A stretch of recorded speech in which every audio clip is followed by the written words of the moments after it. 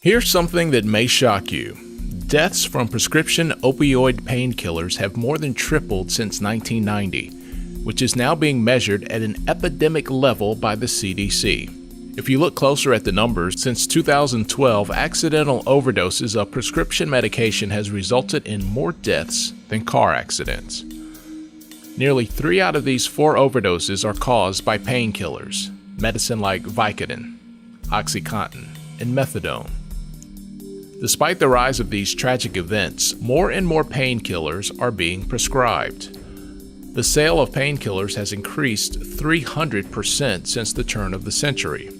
Enough prescription painkillers were prescribed in 2010 that every American adult could have been medicated around the clock for an entire month. While this is a national phenomenon, North Carolinians can't afford to look the other way. Deaths in the Tar Heel State exceeded the national average. In 2009, the death rate for unintentional overdose poisonings was 11.7 per 100,000 people. Those are a lot of figures to toss around, but ultimately, what does it mean to us all? More than ever before, at any point in our lives, we have to become aware of how we can make a difference in this unnecessary loss of human life. This is Sharon Cook. She lost her sister Karen to an accidental overdose. I'm always telling people, be careful about what you take. Because I'm sure that whenever she took that medication that day, she didn't realize she wasn't going to wake up the next morning. I mean, you're going to affect so many lives if you just take those pills without thinking about it. You're not just going to affect your life by the possibility of dying. You're going to affect your whole family. You're going to affect every person that you've ever met. You're going to affect those lives. So just don't be stupid. Partnership of Community Care, the local network for community care of North Carolina, has launched the Project Lazarus, designed to improve the medical care received by chronic pain patients and in the process reduce the misuse, abuse, and overdose from opioid medications. What can each of us do? Well, here are a few simple points to remember that could be the difference between life and death. Don't share medicine with anyone, either intentionally or unintentionally. We are not doctors. Yes, we've got into the habit of, oh, your back hurts, well, my doctor gave me this, you may want to try it. You know nothing about the medication, or does this person have an allergy to it, or what the side effects may be. So it does become very dangerous to do that. Intentionally sharing medicine with someone else is easily avoidable, but if you're not locking up your medicine, then you could be sharing without your knowledge. If you have children in the house, this is especially important. A child could overdose on an adult dosage of a prescribed painkiller. If at any point your painkiller medication is lost or stolen, be sure to report it to your local law enforcement. Don't mix prescription medication with either alcohol or over-the-counter medicines.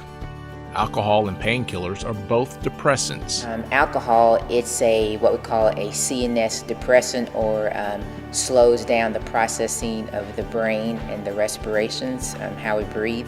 And when you combine that with the narcotics, they work synergistically, or work together to continue to decrease how you're able to breathe and how your body's able to function, so that with the mix of those two medications, people can be in a sleep that they never wake up from, because their respiratory drive was so depressed from the mix of the alcohol and the prescription medication. Some painkillers have acetaminophen, such as Vicodin, which combined with alcohol can be poisonous to your liver, and you could die.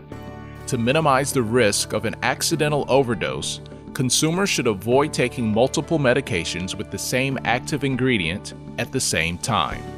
If you have leftover medication that is no longer needed, it is imperative that you dispose of it properly.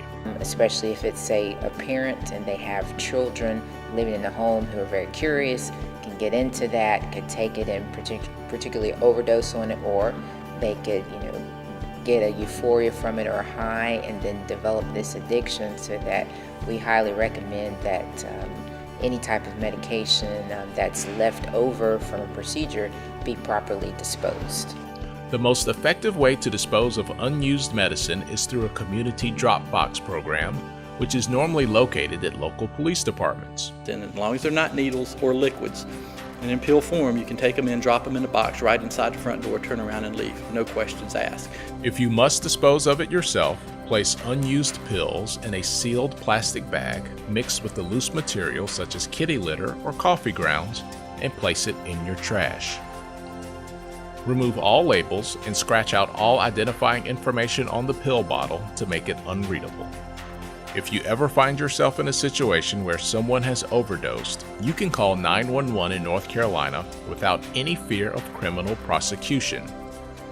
Our state has a Good Samaritan Law that protects individuals calling emergency services in an attempt to save someone's life. The number of people dying due to accidental overdose is alarming, and we have to do all that we can to make a difference. Just because it's medicine doesn't mean that it's safe. For more information on Partnership for Community Care and Project Lazarus, visit p4care.org or call area code 336-235-0930.